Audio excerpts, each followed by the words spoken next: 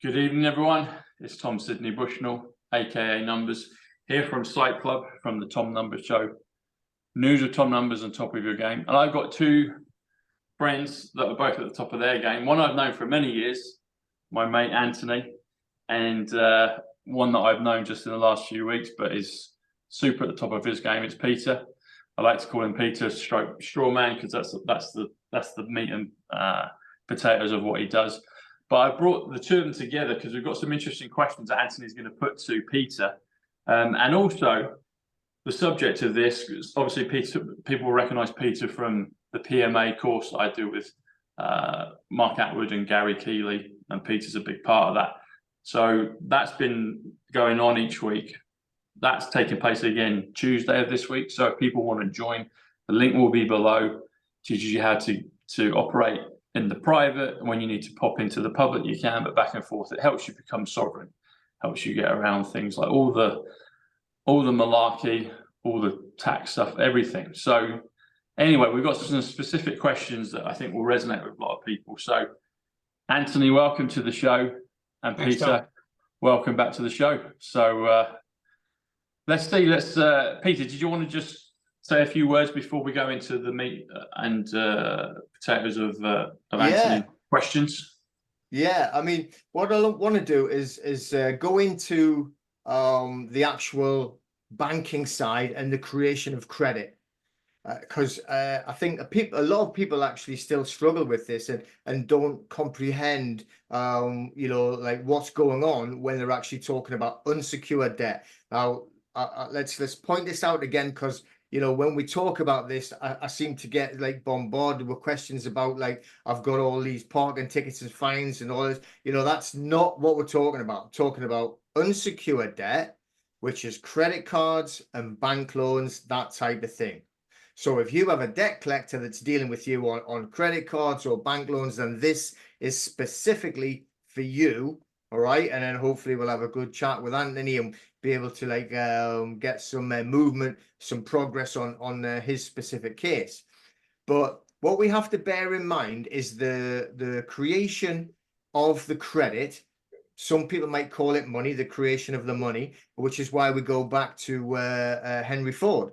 And when Henry Ford made that statement, if the people of this country realized how the money was created, there'd be a revolution before the morning. Yeah. It didn't work that way, because there's a lot of people actually do know about it now, and still nobody could care. It's apathy beyond belief. But right, there is no money. Let's just get that out of the way. That money does not exist.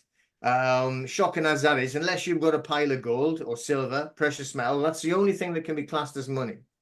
What we're dealing with is fiat currency, which is just a currency. And people say, oh, this cryptocurrency is scary. I don't trust it. Fiat currency is valued at a great big round number. Think what that is.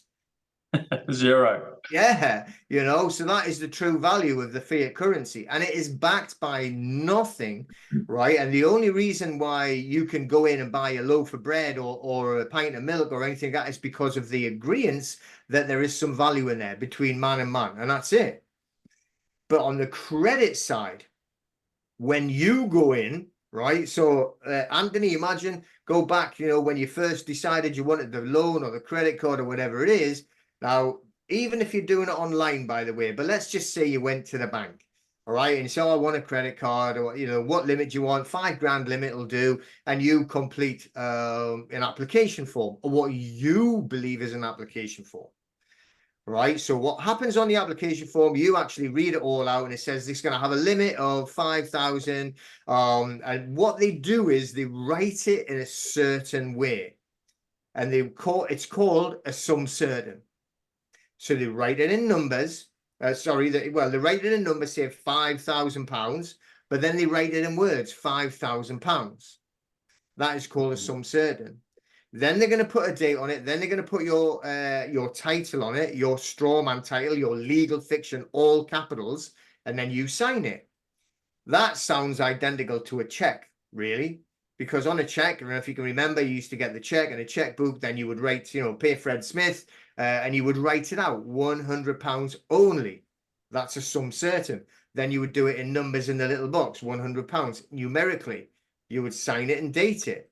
you've just done that on what we would call a financial instrument. Then you've given it back to the bank manager or whoever was dealing with it, and they take it away and say, come back tomorrow or ring us tomorrow and you'll find out the result.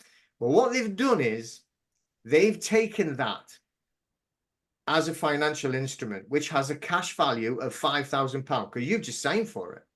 So you have literally created £5,000 of credit out of nowhere. The bank deposit it in their own accounts as an asset. It's their asset now.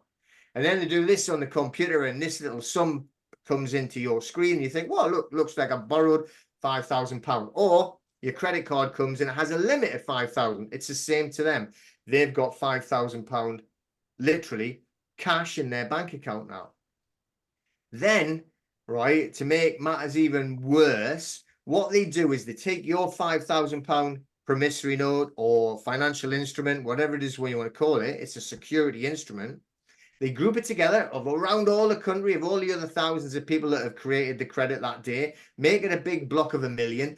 They take it to the securities exchange, the stock exchange, that type of thing, and they sell it again. And it gets sold on and on and on. So they've made all that money, right? And they haven't given you anything. They've literally loaned you nothing. And they're wanting you to repay it. You can only redo something that's already been done, right? And they're going to want credit interest from you as well. So that doesn't sound really like much of a fair deal. So this is the background of what we're actually coming on. So when people say to me, oh, that's dishonest, you know, like you should always pay these debts, they didn't lend you anything. And they lied about it because they actually said you owe them money now. And you were the one with your signature, your sign of nature, gave this piece of paper power, give it life, made it a financial instrument, a security instrument, and they took it away without telling you, didn't tell you that you'd given them £5,000 or whatever in cash and ran off with it, basically. So how can you be the dishonest one if you don't repay what they never even give you in the first place? Sounds a bit suspect, doesn't it? It does. Sign of nature, I like that. A sum certain's 124. Yeah. So, Wow. I mean, that's just the background, you know, like to say where we're coming from with the actual credit. Now, the thing is, all of this credit, by the way, although the high street banks are the ones that are doing it, it all goes back and filters back to the City of London. Okay. Now, if you ever heard of a guy or listen to this name here, like Professor Richard Werner, if you ever get a chance, go look him up. He's got some great books, done some great videos, and it's all about finance and credit. He's an expert on financial systems, banking systems. That's what he is. He's a German, but you know, he does a lot of traveling, and he's a genius when it comes down to finance. And I've seen him in plenty of interviews, and they've tried to give him, and he actually states when they've asked him about finance in the United Kingdom, and he's like, is this a trick question? The interviewer's like, sorry, I don't know what you mean. And he said, well, the UK doesn't have finance. The City of London is a separate state that has all the finance. All the banking heads are in the City of London, not in the UK. The City of London is not part of the UK. All of the money laundering, more money laundering goes through the City of London than it does in the rest of the world. So, oh, go to the Bahamas, go to, you know, like what, Costa Rica. Just do it in London. It's easy. It's right there, and it's not part of the UK. Interesting. Amazing, isn't it? Yeah. Yeah, it's like a floating island, isn't it? Like a Vatican, almost. The City of London. City of London, Vatican City, Washington, DC, they're all separate entities, as we know. Yeah. It's a trilogy, isn't it? It is the trilogy, the Trinity, the Holy Trinity. Yeah. Thanks, Peter.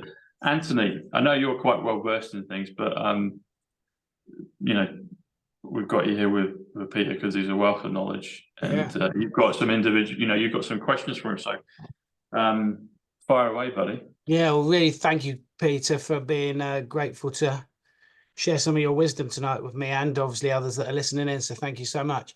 Thanks for having me on, Tom.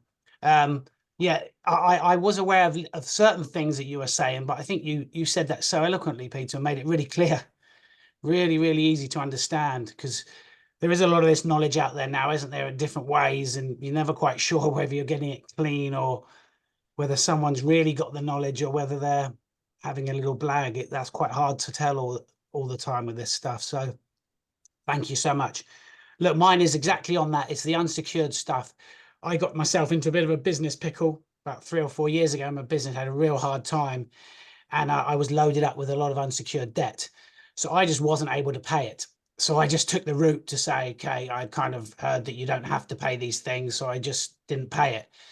And they've kind of been chasing me ever since, but it's never got that heavy yet.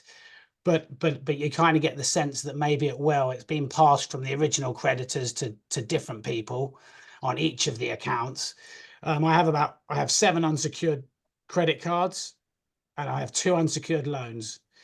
So I'm happy to use one as an example with you here, Peter, tonight, or whatever you want to do, whichever you think is the easiest way to go about it. I'd be intrigued to know what I can do to kind of get rid of them, because I really believe they can be done.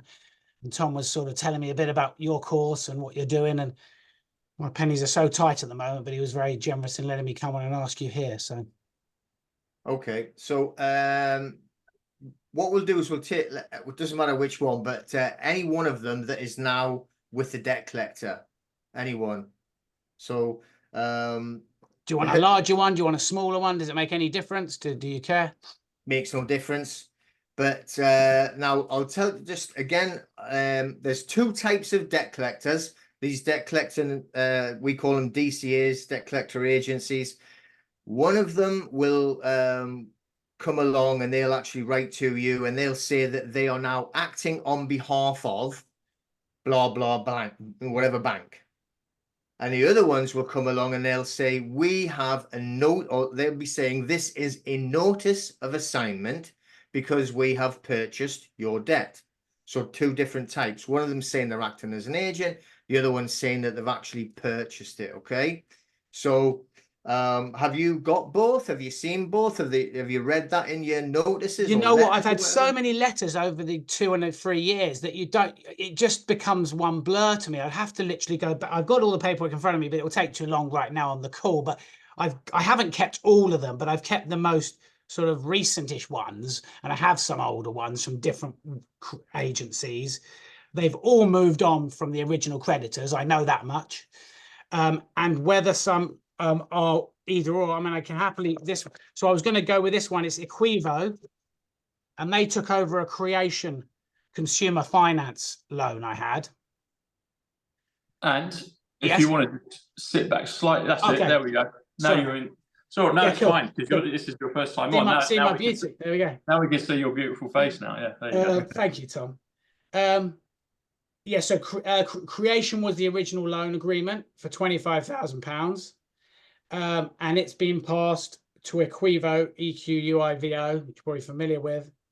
And it says on the letter, it says, we write in reference to the above matter, we can confirm that our client has requested further information. So I don't know if that helps at all. Okay. Right. Well, that's interesting, because that means that they are trying to put it across that they are acting as an agent. Okay. Okay. So if they're acting as an agent, and that's the language that they're using, they're not saying they have a deed of assignment or the purchase, because they'd probably be a bit more aggressive. Then I would class them as a third party interloper. So what they'll actually try and say is that, you know, in your loan, it's got a clause, and the clause says we're allowed to pass it on to a third party collector. They probably wouldn't say collector, but a third party. Yeah. You know, if you don't like repay or whatever it is. However, if we go back to the actual the regulations, I don't want to call them laws, you know, but they probably would. But you're going on to what's called a privity of contract. On privity of contract, it means no one outside of the contracting parties, which is you and Creation, right? We just call it Creation. They're the 2 parties that made the actual contract. Therefore, no one else is allowed to put a clause in or enforce a clause that wasn't party to the original contract. Okay. Now, when they try and use this, or we've actually wrote it in a clause for a third party, yes, they can. However, what they don't tell you is that it has to be very specific and they have to be named in the original contract. They cannot say a third party. They have to say a third party, namely Equivo or whoever, whichever debt company. It has to be that specific. So you know, they try and use half of the actual regulations. They always try things like that, you know, and people get, you know, panicky. And generally what they try to do is that they shake the low hanging fruit. All right. So what they'll do is they have paid for this debt, by the way. I've seen the actual websites. We got an insider to show us these websites. So what they do is, let's just call it like a debt eBay, really. Right. So these agencies go in and they bid on these blocks of debt. So your 25,000 loan, obviously they're not going to have this man's loan, that man's loan, blah, blah, blah, blah. They're going to have like, we've got £1 million block of data. Yeah. Which is the key. All they buy is data, which is illegal. Not allowed to do that. That's against data protection and GDPR, which is why they never admit that and why they'll never push down that line. So, you know, they'll never admit. And what these ones will say, this Equivo is, oh, we're only an agent, you know, and that's why they'll be using that language. No wonder it's took 3 years, because they haven't got a leg to stand on. They have no legal standing whatsoever. Right. So like once we finish this call, and what I'll tell everyone else, if you're in that position, I will just send them like a cease and desist notice. Right. And all I do, whenever I do it, I do it completely, because we're dealing in this term here. It's legal. We're dealing in the legal world. So I'm not going to go like Iron Man, straw man, any of that. It's just going boom, straight down the legal route, because they have to follow these very strict rules and regulations. So we'll just go cease and desist. You've got no deed. Sorry, they've got no deed of assignment, which is if they had bought it, they'd have a real deed of assignment. They haven't. You've got no contract with me. I don't know who you are. Got nothing to do with you. And you have no chose in action. And that's spelled CHOES, chose in action. That means there is no thing. All property is called things in English law, that they can enforce through a court. So they can talk to you for the rest of their life.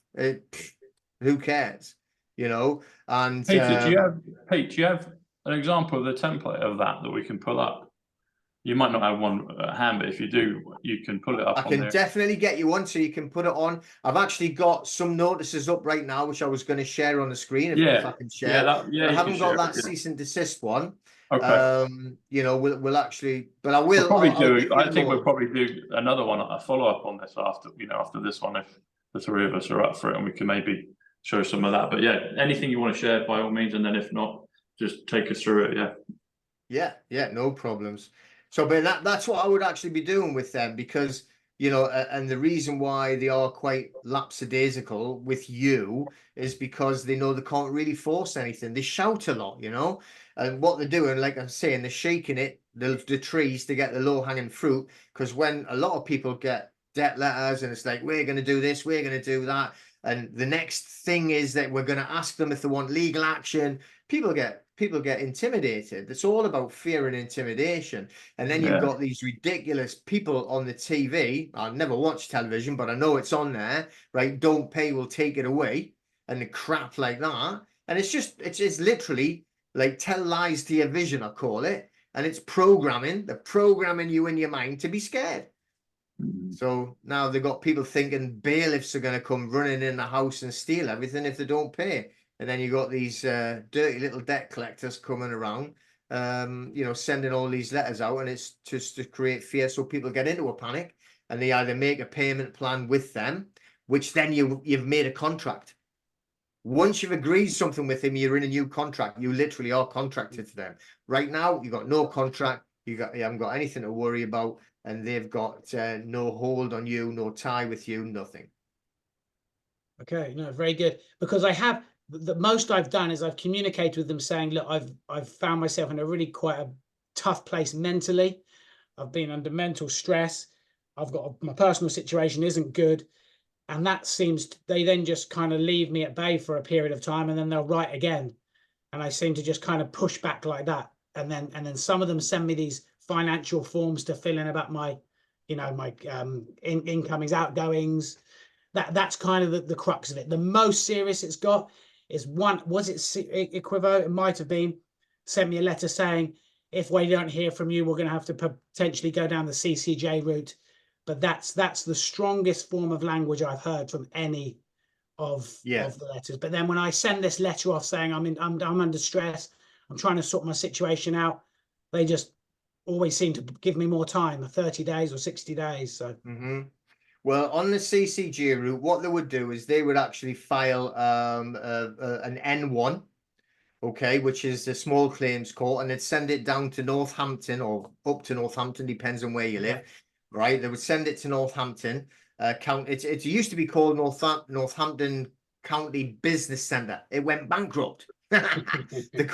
So now it's called something like a civil business centre or something. It's just ridiculous. But there's no judges in, there's no magistrates. It's literally a bunch of Agnes in the office, all sitting in there and stamping stuff. So if that ever got there, then they're lying because they haven't got a chosen action. Okay. You need to have a chosen action to be able to even apply for this. So, but anyway, what we'll do is not on the call, but after we've sorted the call, I'll actually help you create a notice to send off to them to put them into place. And then what we can do is we can actually start following that up and put pressure on them because, they're actually causing you harassment there. So we can actually apply now for compensation yourself. So that sounds brilliant. It sounds music to my ears. But how does will they not then just pass it back to the original creditor, and will it going to go round in circles, or is there a way to end this whole procedure and get this off my back for good, sort of thing, or does it just kind of keep going in a loop, Peter? Well, there are certain ways you can do it, because I work in a network, so I've got like contacts and business people, lawyers, barristers, like professional trust, everything you can imagine. So I mean, I do actually have someone who would create, he's called a professional Mackenzie friend, and they could literally do a deal where they would get all of the interest frozen and they close it down, but then you would have to start paying, which is usually like £1, £2, £3 a month.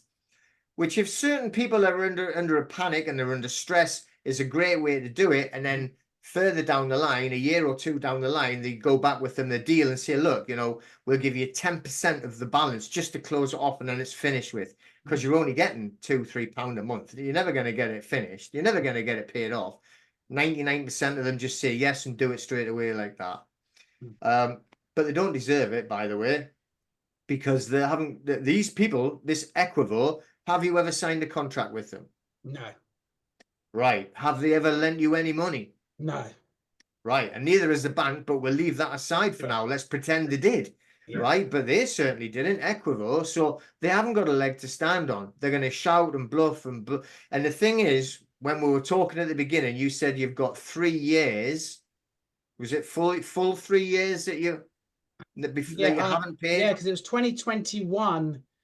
I'm pretty sure it was, I'd have to check on each one, but January 21 was when I started this process off with some of them. And then I think I did the rest of them in the September of that year. I can't remember exactly which ones I kicked in at which point, but it was 2021. Right. Okay. Well, if it's 3 years, it's halfway already to being statute barred. And once it's statute barred, they're not allowed to talk to you about it at all.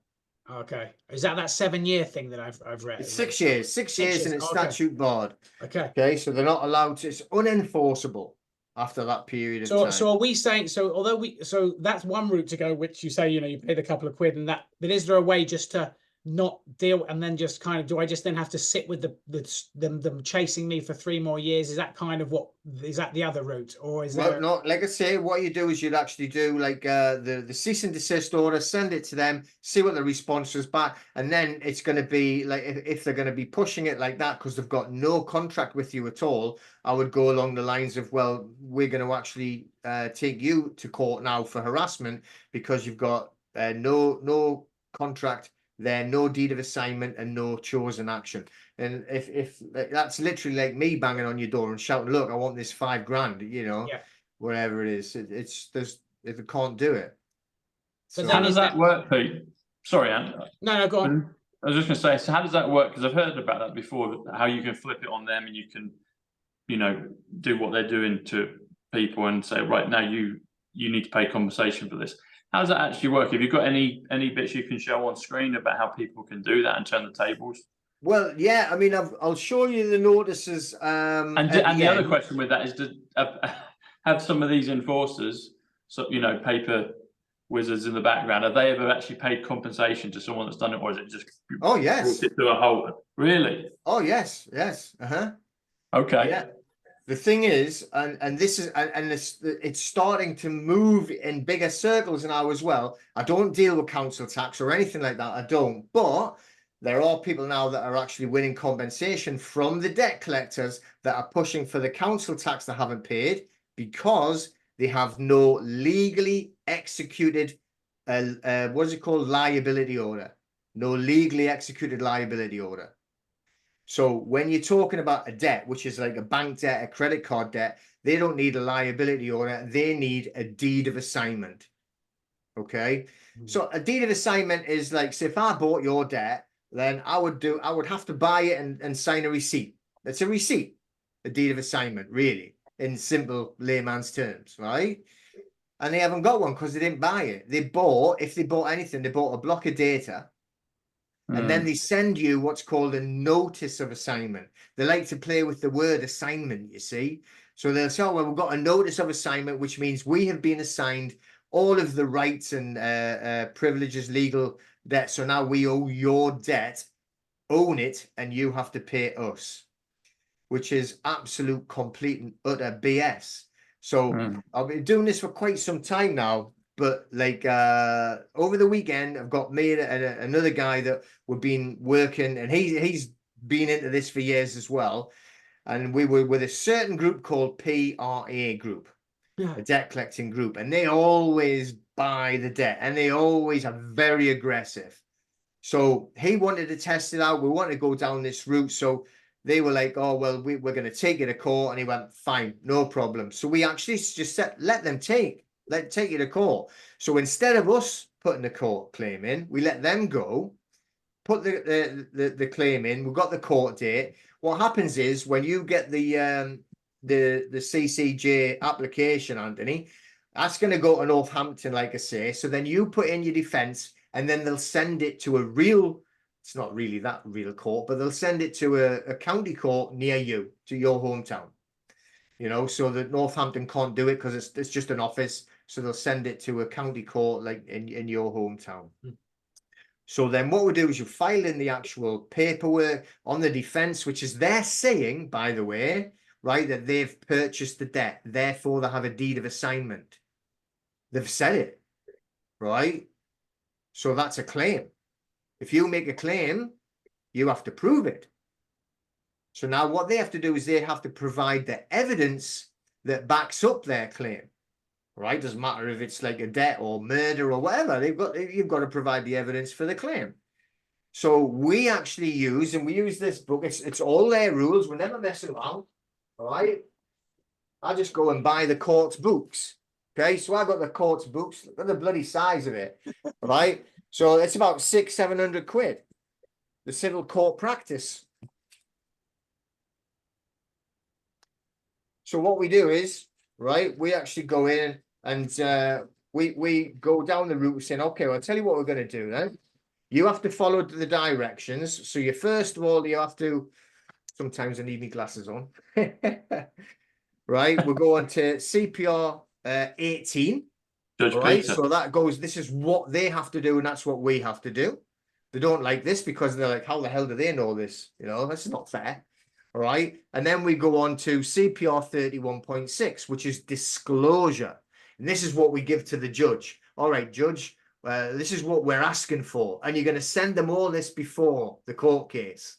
All right, we want you on 31.6, we want the deed of assignment and everything attached to it. The deed of assignment doesn't exist because they haven't purchased the debt really. They've just purchased data, and they can't tell you that because they may as well send themselves to jail. That's a criminal offense.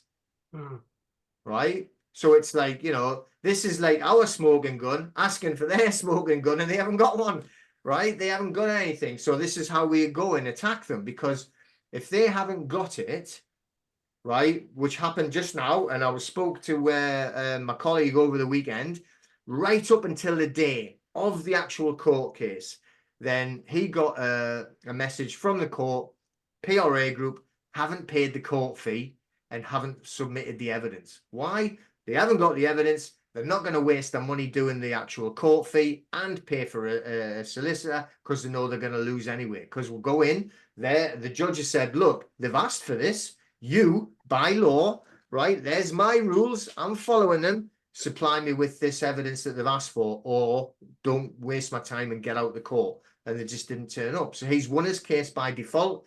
Now we're preparing to go after them for compensation because they've actually lied and put that case there. And what they've done is they've breached GDPR and DPA 2018, which again, if you push hard enough, is a criminal offence. But we don't want to bother with that. What we're going to do is that they've caused distress, right, for breaching our DPA and GDPR, which is the data protection. So we want £5,000 compensation. Thank you very much. Generally, £5,000 seems to be the sweet spot. And all we do is we actually file an N1, which is just a court filing number. So you just go on to you can literally go on Google, N1, local court or whatever it is, and it'll come up. Now, the best thing to do is to print it all off and fill it in manually. Don't do it online and send it online. It's much better doing it, the paperwork, so you have all your trail of evidence, okay, which we can go over, which is the notices, right, Tom and Anthony? And I'll show you the notices, and that's how we create our paper trail of evidence. So we have our evidence block, and that's what we put into the court, and it's, as you know, we smashed them. Wow. Wow. So are they basically going that route, Peter, knowing that most people will just get nervous, most people will get twitchy, and most people will want to just give in before it got to the court, for example, and say, pull out and let's just sort this out. Is that kind of their angle, really, of hope? 100%. So remember what I said at the beginning, they're going to shake the tree and try and get the low-hanging fruit. So they send out the nasty letters. Most people literally fold then. They actually fall at the first fence. It's like, oh, quick. And they either make an agreement to pay monthly or whatever it is, okay? Then the ones that are like hesitant to start getting more pressure and say, right, we're going to take legal action. So then they do the same as what we actually do to them. They'll send a letter before action or a letter before claim, same type of thing. And then people get scared. Oh, my God, they're going to take us to court. People don't want to go to court. People are scared of court. Yeah. You know, they haven't been in there. They don't know what it's like. And they get these pictures of, like, you know, Crown Court and men with wigs on and these black gowns. And, you know, they get all that picture. And you know what I mean? So they panic and then they make the agreement. But there, right up until I've got 2 cases that I've just dealt with this year. That one, finished. Brilliant result for us, right? They didn't even turn up or pay the fee because they knew they were going to lose. The other case, right, was a little bit earlier. The guy was panicking, got scared, and in the end, he just stopped talking to me, disappeared, and I think what he must have done is panicked and made an agreement to pay or paid it, you know? But we would have still won, because this is the thing, right? They call these things, these deeds of assignment. A deed of assignment needs to be legally executed. So if we look at it there, and it comes under the Law of Property Act 1925, miscellaneous provisions. Okay, and on there they have to have a legally executed deed of assignment, which means the managing director or the CEO of the bank, Barclays Bank for instance, has to sign the deed of assignment upon sale, and it has to be witnessed in the same room at the same time, right? They can't send it off to get witnessed a month later by someone else, right? Then it also has to be signed by whoever's buying it. This is a deed of sale. It's like you buying a house, right? It's just buying a car. Yeah, you know, it has to be a receipt. It has to be a deed of the actual transaction. but they don't have this. Now, the one that they actually showed us for both of those cases that I was talking about there, they sent us it, and it's nearly as big as this. You know, why did they send that? Because they think people are going, oh, that looks like scary. There's loads of paper. I best start paying. It was full of crap. and it was blank. Right, come down to the date, right? They use the same date on every single one, 2021, right? It was 2 years before the guy who panicked and ran away. It was 2 years before he had the debt. So how can it be his deed of assignment? All it had on was Barclays Bank Manager. Had no signatures, had no names, had no amounts. Didn't even have the guy's name that was supposed to be in the debt. Complete and utter fraudulent, which it is, it's fraudulent, fake deed of assignment. Most people will see it, panic and give up there again. They try everything, right? They have not got a leg to stand on. They are the most scummiest, dirtiest little scumbags you can imagine. So, you know, and that's how we do it. So once we've actually proven that they can't have that legally executed deed of assignment, then we win the case. And the way we do it, as soon as you actually get a letter, if they say, oh, well, we have a notice of assignment, because they like to use the assignment word to scare people, that's when we would go on the attack. So the first thing you do is you send off what's called an SAR, Subject Access Request. Okay? Now, most people haven't heard of that, but you definitely heard of Nigel Farage. So he's kind of made this famous last year when he got kicked out of his bank, right? So somebody told him, oh, you need to send him an SAR. I seen him doing a news thing about it. He said, I didn't even know what it was. Fair enough, he's got more clout than we have probably, right? But he sent off the SAR to like Coots Bank or whatever it was. They, by law, they are legally obliged to send all your data, everything. So he got told what to write. I want all my emails. I want everything that you've been talking to me. So they actually sent him it. So they had to give him it, even the emails and the messages where they were slagging him off for being a racist and everything, right? So he got all that. So he was able to defeat them because of the SAR. So when we send the SAR in, we ask them specifically, right, we want all the data that's relating to this, to my name, the title that you've actually got for the debt. I want to see the legally executed deed of assignment, and we tell them it's under the Law of Property Act 1925, Miscellaneous Acts 1989, right? But also the Section 136, which is where it needs to be signed. Now, once they see that, they know what we're talking about. They have to give us it, and they always send it back and say, "Oh, we don't have to give you that," which is a lie, because it's commercially sensitive. They always like to use that term. They always use it. Now, we have evidence now from a source, I can only say that has supplied us with this evidence from Barclays Bank, right? Now on Barclays Bank, they actually provide all of the templates that all of these debt agencies use.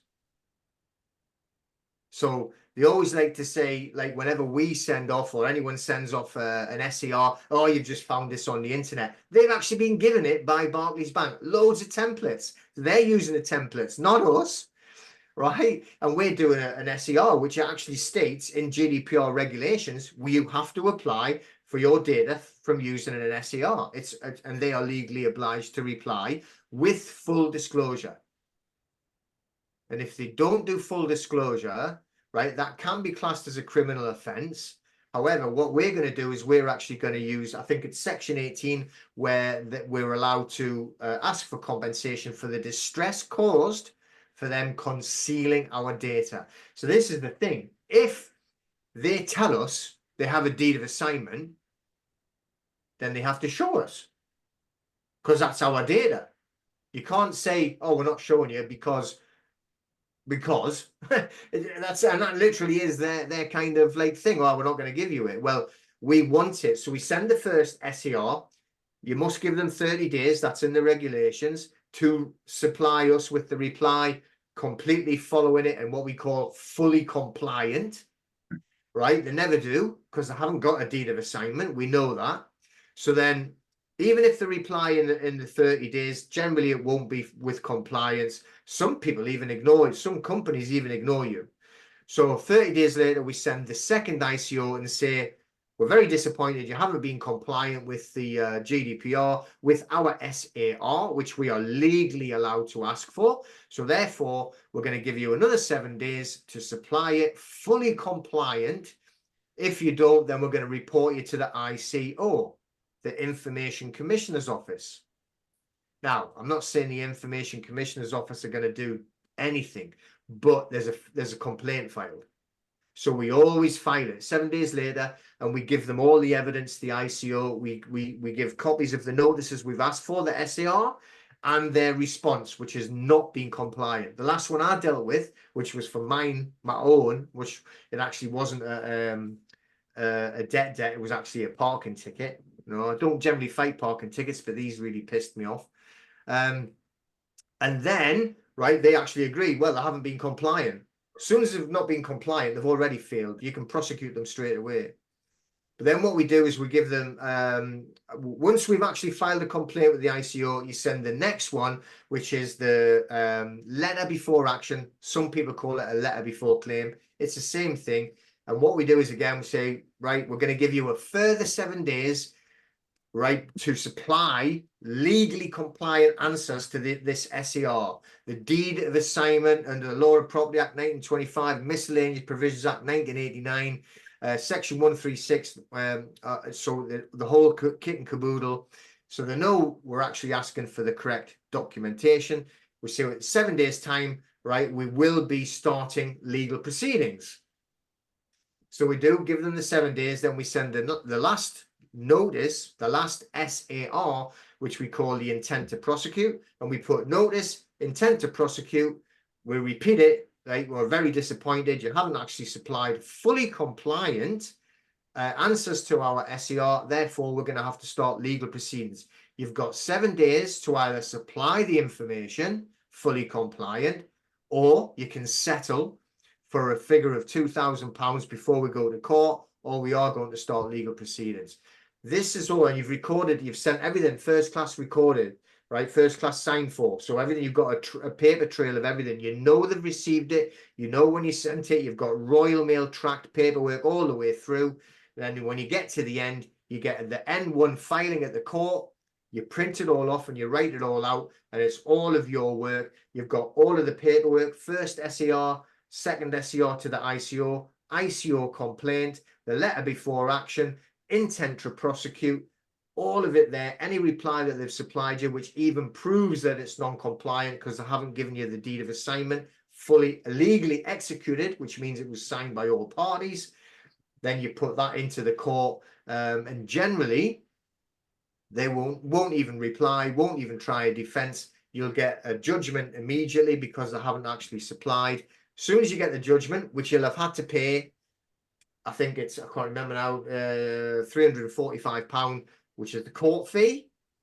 But what you've done is you're asking for £5,000 compensation plus the £345 court fee. As soon as you get that default judgment from the judge, you're going to pay another £60 odd. I think it was £60 odd, might have went up a little bit, but something like that, between £60 and £80 to the High Court. Then you move it straight up to the High Court and you get a High Court writ. As soon as you've got a High Court writ, you can then pass it on to the High Court enforcement officers. They are the real bailiffs. They've got power. And it's because it's a commercial company, they can walk straight into that debt collector's office, shut the office down and not leave and not let any work to be done. And if they don't get that money, they'll take all the computers out and everything until to cover the costs of that, your 5,000 plus the 345 fee. That's what we're going to do. So we've got people that are actually getting this now, you know, so, you know, this is doable. This is all in the legal side. It's all legal. We're using their rules. We're just using it against them. Wow. That is wow, isn't it, Tom? So when I say in theory, in practice, so Anthony, you've got 7 accounts, you say. So Peter, yeah, 9 actually, 9, 7 credit cards and 2 loans. Okay. So Peter, then Anthony could do that with all the 9 entities he's dealing with, and go through that process, which if he got on the ball and started doing it this week, taking it all the way to the High Court where they enforce it, how long are we looking at? Maybe a 6-week period, 2 months? What is it? Well, remember, you've got to give them, once you send the first SER, and whatever you sent before, yeah, you've got to give them the 30 days, and then every time we're going to do it. I mean, you could give them, right, after the second one to the ICO, 7 days, 7 days. What, are you talking like 2 to 3 months? Okay. You know, to get to the end of it, you know, and, you know, obviously we'll chat after, Anthony, and find out, you know, what ones are actually saying with deed of assignment and what ones are not saying it, and we'll design the specific notices to actually send to them.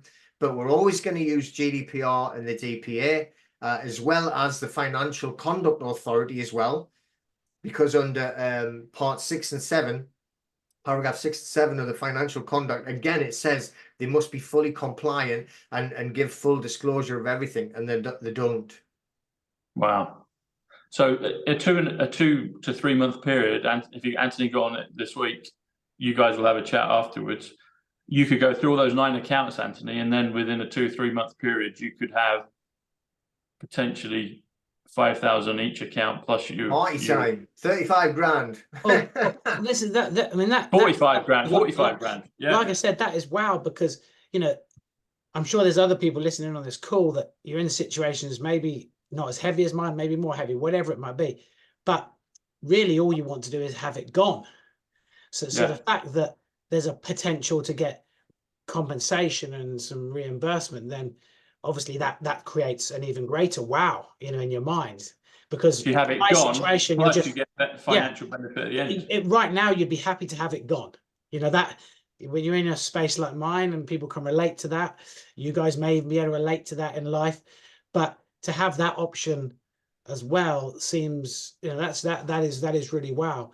But my thought was, Peter, I mean, what you're saying makes sense, but obviously you're saying it. If I was to have to try to remember that or even know how to do it, is this something for me or for others? Is it something that you offer, and is there a fee attached to that? Because obviously that's a lot of work.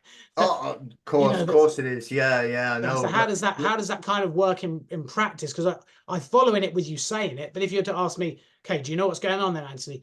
Can't remember really, you know, like. Yeah. I mean, I actually have my own private group, and in my own private group, I've got like loads of different, we call them classrooms.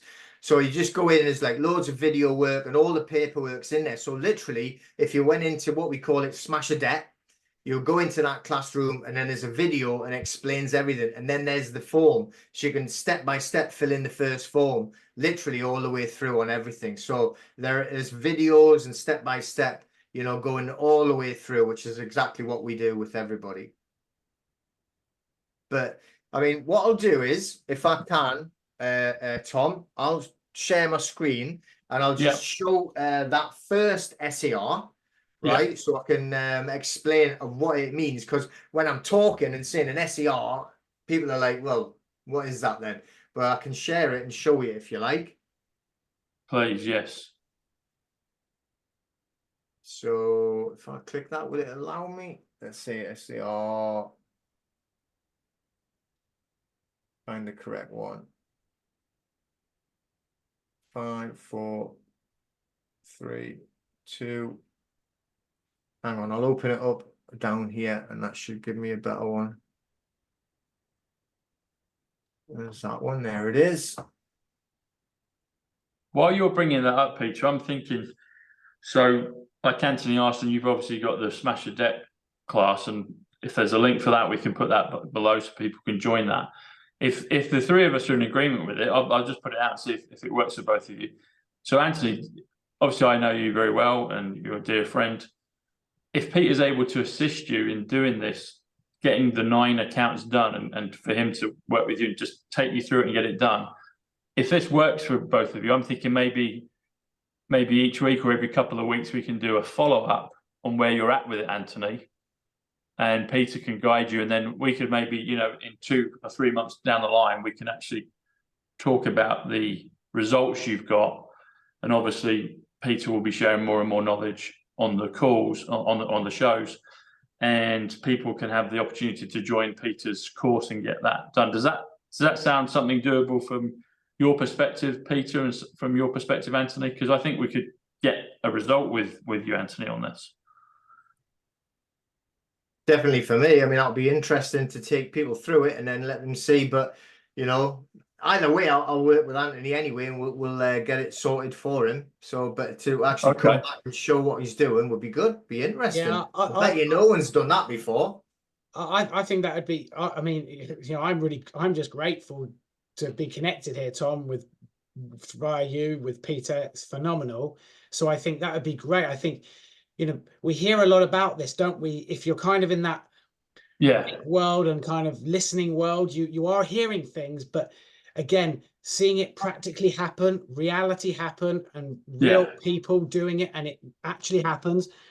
You know, if we could do something like that was live over the period of next 3, 4, 5, 6 months, that's real value for people, isn't it? And real evidence as well. So yeah, I think that would work. Like Peter said, he said just don't think it's ever been done, because there's that pool of knowledge. I've heard a lot of these sorts of things over the years, and not as much detail as Peter shared tonight, but, you know, I've been aware of you know, a lot of these concepts. But actually to take someone in a actual predicament, as Anthony shared with us, and Peter to take him through it, and Peter said he'll just do it with you anyway, but if we can actually document it on the shows, I think that'd be really valuable for people. And then they can watch your cases, Anthony, and the conclusion of all of them. They'll be able to be following along. And if they want to, you know, get into Peter's courses, they have the option to do that and get, you know, the help that you're getting. I think that could work really well for everyone. So Peter said he's up for it. You're up for it, Anthony. I think like Peter says, there's a lot of fear. There's a lot of fear associated with this world, and Peter obviously doesn't have that fear and has so much knowledge that alleviates that fear. But then there's people like me, and there'll be other people watching that are just going, yeah, but I've still got lots of fear. And so having someone knowledge plus action and execution. That's it. So yeah, I would be absolutely up for it. Brilliant. Okay. Definitely. So this is the first SER, right? So what we do is at the top, obviously I've just got like the bank's address on one side. We always go on the right-hand side. Peter, are you able to zoom that out a little bit for us? Is that possible? Do you mean make it bigger? Yeah. Yeah, just so it fills the whole screen, and then we can scroll down. That's it. Is that better?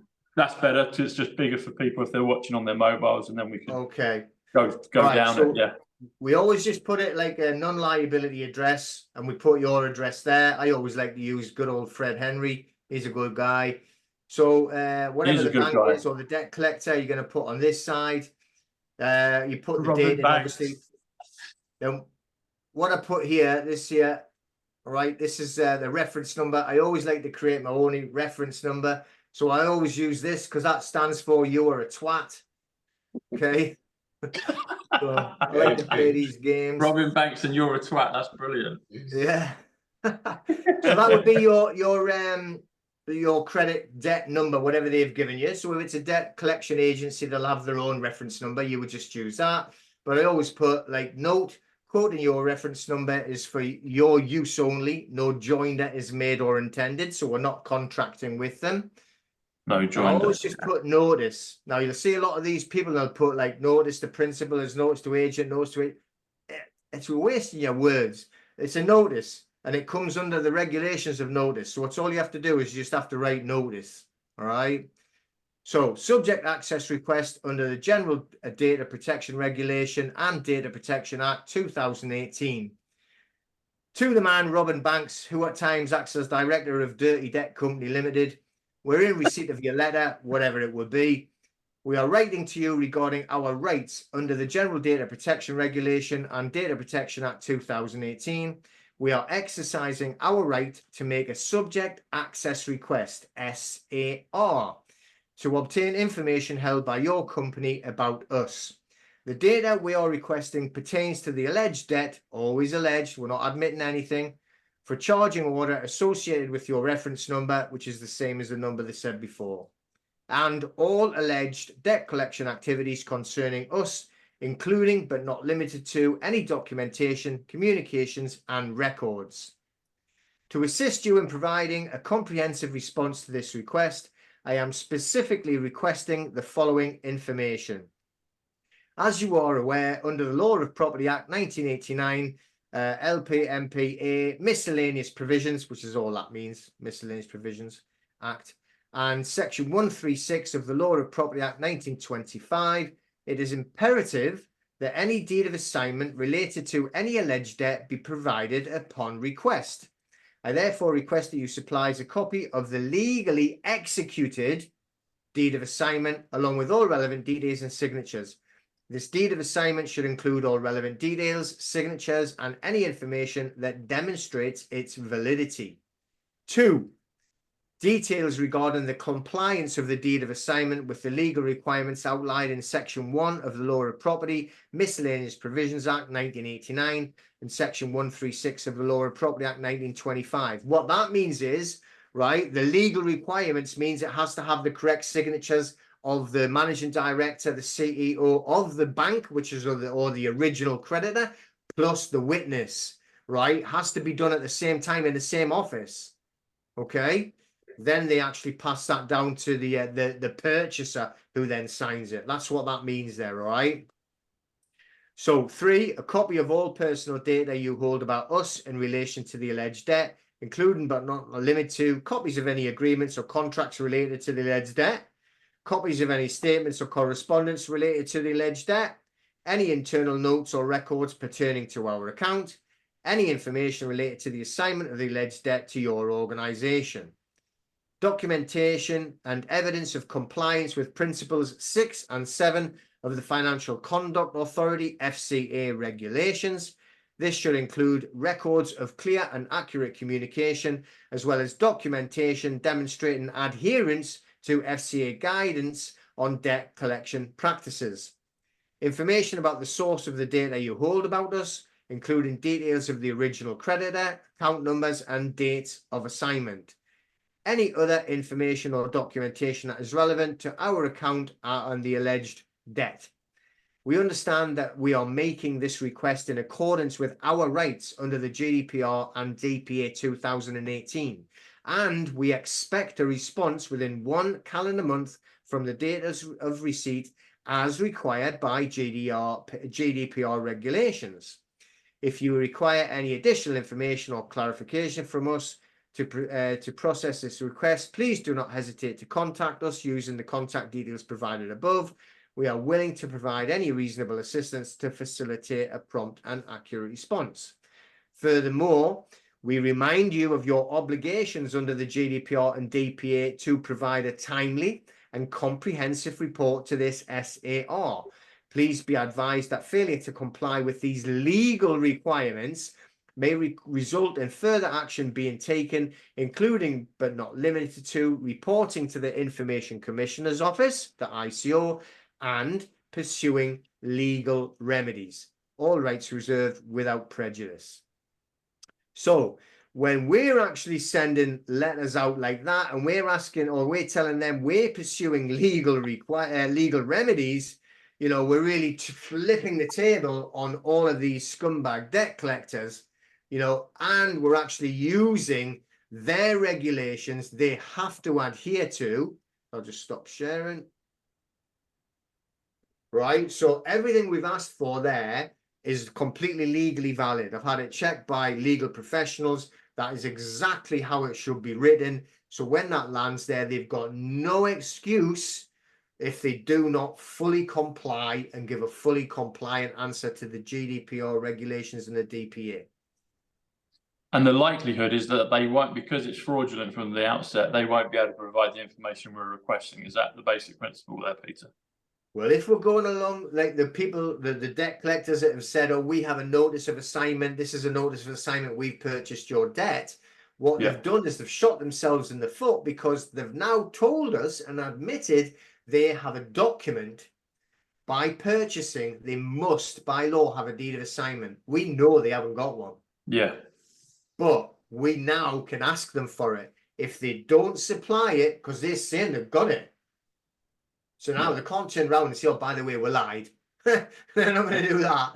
right? Yeah. So they have to follow on with their kind of like game that they're playing. So we're just like, yeah, no problem. So we're going to actually put it in, and we are going to sue because we are so distressed that they have concealed our data. Wow. And so that's the first one. We give them 30 days to respond. And then if they don't, we enforce the second letter, give them 7 days, then the third one. And then we're into the final straight after the next 2 or 3 documents that we file. Yeah. And each one is registered post, so we know they've received it. We keep all, okay. Anthony, I've got a question for you. You might have other questions for Peter, but in terms of making this, you know, because that's the beauty of this, like you've illustrated, Anthony, and highlighted. There's lots of information, lots of knowledge out there, but Peter is an expert, actually got the knowledge, and he actually knows how to take action and execute. And so I think the time is right for yourself to execute and for everybody else watching. So in terms of your schedule this week, Anthony, you and Peter will talk, obviously, but are you able to get those 9 letters out this week, get the ball rolling, and then we can do a follow-up show in maybe 3 or 4 weeks' time? You might get some responses or non-responses probably, but we can do a follow-up and then just circle the wagons and pull in and rein it in, because I think we'll get you over the goal line within, you know, 2.5, 3, 4, 5 months. I think we'll be done. Yeah, I think, like Peter highlights, it'll be a case of looking at all of my cases and see if they have all gone to those sorts of situations and what the standard, but Peter will know which way to go with it, or whatever the play is. Yeah. Absolutely, though. I'm happy to take the first play on each of these. If Peter's willing, absolutely, would love to. Great. Yeah, I mean, you know, we'll chat after, and then we'll have another Zoom call. You get all your paperwork together, let me know. We'll have another Zoom call together, just me and you, and we'll go through it all, and we'll create them together. We'll create all the correct notices together. Brilliant. Perfect. Brilliant. Good. Well, that's amazing, because I've said it already, but I think it's really powerful that Peter's got the knowledge, but actual action steps, because that's the thing. Loads of people have got pieces of this knowledge, but then they're still frozen in time. They're still just in that fear element. As Anthony's illustrated, you know, I think we can all relate with the monster we've dealt with over the decades. And so to actually take the action and deal with it and get it done and be compensated on the other side for your time and your labor and your efforts and the hardship that you've suffered, which is important, which needs to be highlighted and remedied. So any final comments, questions, Anthony, Peter? No more questions from me. Just thanks for having me on. But Peter, I'm sure will have something to sum up, I'd imagine. Yeah, I mean, the thing is, like, when we're talking about like these debts, we have to look over let's just go over the last 4 years, right? So, I mean, I've been running martial arts gyms for like over 30 years. So we had to shut down for a period of time, and it wasn't even my choice. I mean, I was trying to stay open, but people wouldn't come in. So yeah. I know all across the country, there's hundreds of martial arts gyms that got closed, that never opened again. And the guys that were running them have been suffering ever since, you know, mental health as well as like financially. So the debts have been soaring up, but it's not just, I mean, I just know that because I was involved in the industry. But on the debt side, it's soaring through the roof because of what they did. They shut loads of businesses down. They crippled people's businesses and jobs. So we know that there's something like 18 deaths, right, like a day through suicide. Right?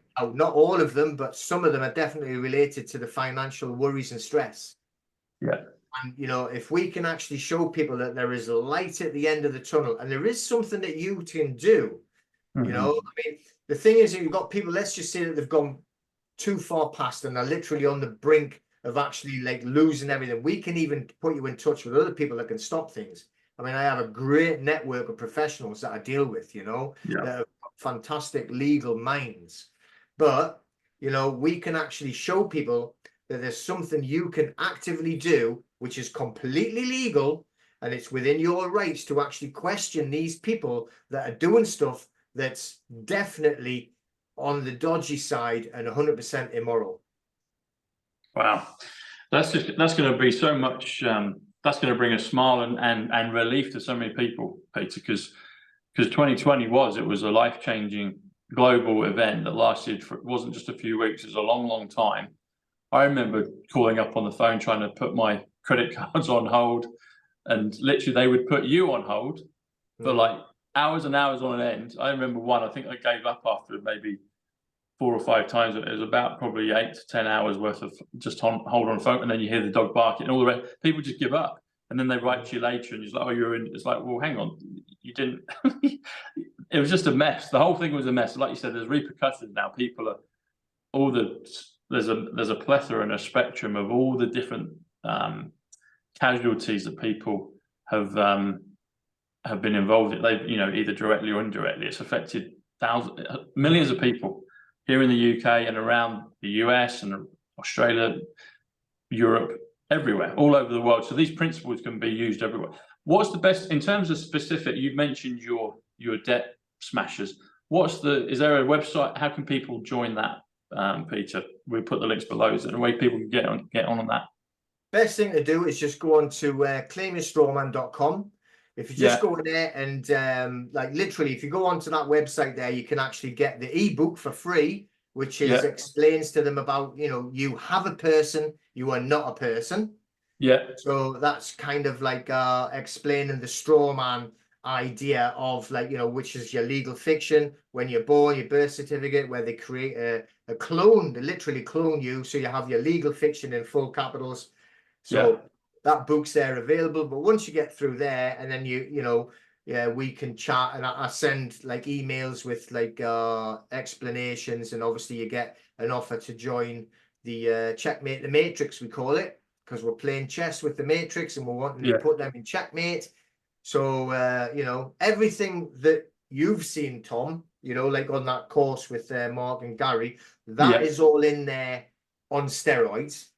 Plus, like, all of the debt stuff there. We even have like a private trust creation where you're protecting your assets. Even on how to actually become sovereign online, running a business, how to actually close loads of things down through equity. It's quite a lot of stuff on there actually. Brilliant. So the website again, you're strong. What's the URL again? claimyourstrawman.com. Okay, so we'll put the links below. Get on that, and then I'll also put the link below. You've mentioned it again, Peter. So we've got Mark Atwood's course that he's created with yourself and with Gary, and it's a 6 weeks course. All the previous, we've had 2 already. I've been on both of the calls. You get to ask a question as well. So if you wanted to be Anthony in this situation, you actually get your chance to ask Peter, Mark, Gary. You can actually ask some questions about your individual thing about becoming sovereign, PMA, private members association, private members clubs. So even if you have a business, it's fantastic for that. It can save you, depending on the size of your business, it could save you millions per year. Even if you're an individual, you can still save loads and loads. So the links will be below on that. So, and then and Anthony's agreed, because there's, it's beneficial for him to do it as well. Peter's going to get him out of the ditch, and he's going to be flying again, because Anthony's a brilliant guy. I love him dearly, and he's been a loyal and wonderful friend over the years. So this will be fantastic to see this donkey off his back. And in the process, vicariously, everybody else will be able to do the same thing as well if they follow the steps. So Peter and Anthony will get together. Anthony will be able to start that process this week. And then we'll talk, the 3 of us will talk in about a month's time or so. We'll do a follow-up, see where Anthony's at with it. And then maybe each week or every couple of weeks, we'll see how the noose that Anthony's less soothed them with is getting tighter. And we'll be able to pull that donkey over the line, and Anthony will be done with it because of Peter's expertise. So thanks, boys. Brilliant. No problem. Thank you, Tom. Thank you, Peter. Yeah, you're more than welcome. Welcome. Thanks, everyone. And if you've got any questions, put comments in below. We go to Peter's website. Join up on Mark's Sovereign course. I'll be on there tomorrow today, depending when you're watching the video. I'll be on there again with Peter, Anthony, and we'll speak very soon. Thanks, guys. Thanks Take a lot. care. See you later. Good night. Cheers. Bye. Bye-bye. Bye. Bye. Okay. Are we still there? Yeah. Yeah. All right. So if I hit the end, it will just hang on. Actually, I'm going to stop recording now because we don't need to do this part. So with this, if it disconnects, we'll just go back in. It shouldn't disconnect. you will receive an email. Yep.